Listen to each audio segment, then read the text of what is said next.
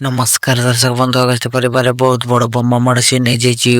ସାଙ୍ଗ ମନେ ହେଇଛି କି ଅଗସ୍ତ୍ୟ ବହୁତ ରାସ୍ତାରେ ଛୋଟ ଅଗସ୍ତ୍ୟକୁ ଧରିକି ଚିତ୍କାର କରିକି କାନ୍ଦୁଛନ୍ତି। ଏପଟେ ସିନରେ ଅଜଣା ଲୋକ 2 ଜଣ କାରରେ ଅଛନ୍ତି। ସେମାନେ କଥା ହଉଛନ୍ତି କି ଏମିତିକା ଝିଅ ମାନଙ୍କୁ କେବେ ବି ଭୁଲରେ ସାହାଯ୍ୟ କରିବନି, ବଟ୍ ସାହାଯ୍ୟ କରିଲେ ତମେ ହିଁ ଫସିଯିବ। ବଟ୍ ସେମାନେ ଜାଣିନାହାନ୍ତି ଯେ କି ଅସୁବିଧାରେ ଅଛି, ତ ତା ପୁଅକୁ ସେ ମେଡିକାଲ ନେବାକୁ ଚାହୁଁଛି। ବଟ୍ ଏଇ ଟାଇମରେ କେହି ବି ତାକୁ ହେଲ୍ପ କରୁନାହାନ୍ତି, ସମସ୍ତେ ମଜାକ ଉଡଉଛନ୍ତି।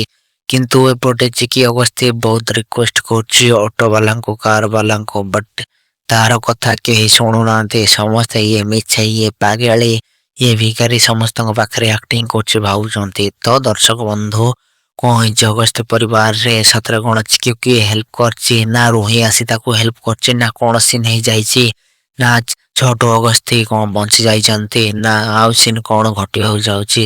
ସେ ଗ୍ରହଣ ଦୃଷ୍ଟି ଦେଖିବାକୁ ଗଲେ ଆପଣ ମାନେ ଭିଡିଓ ଗୋଟେ ଲାଇକ୍ କରିଦିଅନ୍ତୁ। ଜୟ ଜଗନ୍ନାଥ, ନମସ୍କାର।